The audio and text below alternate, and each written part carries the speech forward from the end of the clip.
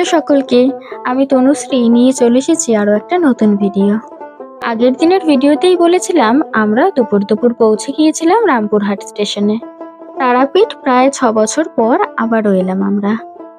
তাই যাই হোক, কিছু কিছু জায়গা কিন্তু বেশ চেনা চেনা লাগছিল। রামপুরহাট স্টেশনের ঠিক পাশেই পেয়ে যাবে এই এত বড় টোটো এবং অটোর লাইন। সেখানে গিয়ে নিজেদের হোটেলের নাম বা যদি বলো যে তারাপীঠ মন্দিরের সামনে যাব, তারা কিন্তু পৌঁছে দেবে। আমাদের যেহেতু ছুটির ব্যাপার ছিল, তাই জন্য আমরা খুবই কম দিনের জন্য যেতে পেরেছি। তো তাই জন্য প্রথমেই আমরা গিয়েছিলাম আমাদের লজে। আর আমরা যে হোটেলে ছিলাম সেটা আশা লজের ঠিক পিছনের দিকেই ছিল। তোমরা চাইলে আমি কন্ট্যাক্ট নাম্বার দিয়ে দেবো। আর কন্ট্যাক্ট নাম্বার পেতে হলে আমাকে কমেন্ট করতে পারো অথবা মেসেজ করতে পারো, যা ইচ্ছা।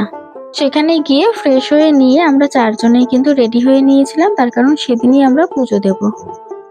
এবার হ্যাঁ, সকলে হয়তো ভাববে যে কেন আমরা পরের দিন সকালে পুজোটা দিলাম না। তার কারণ পরের দিন সকালে আমরা শান্তিনিকেতনে যাব, তাই জন্য আমাদের হাতে সময় ছিল না। তাই সেই দিনই বিকেলবেলা আমরা পুজোটা দিয়ে নিয়েছিলাম। পুজো দেওয়ার জন্য আমি বাড়ি থেকেই ঠিক করে গিয়েছিলাম এই গোপী ড্রেসটা পরবো, যেটা আমি রিসেন্ট মায়াপুর থেকে কিনেছিলাম। কি জানো তো, এই গোপী ড্রেস তো আর আমি যেখানে সেখানে পরতে পারবো না। তাই জন্য ভাবলাম যে আমি একেবারে ওই মন্দিরে গিয়েই পরবো। আচ্ছা, এটা পরে আমাকে ঠিক কেমন লাগছে তোমরা আমাকে জানিও তো। আর দেখো, তার পাশাপাশি মা, বাবা, দাদাভাই তিনজনেই কিন্তু রেডি হয়ে গিয়েছে।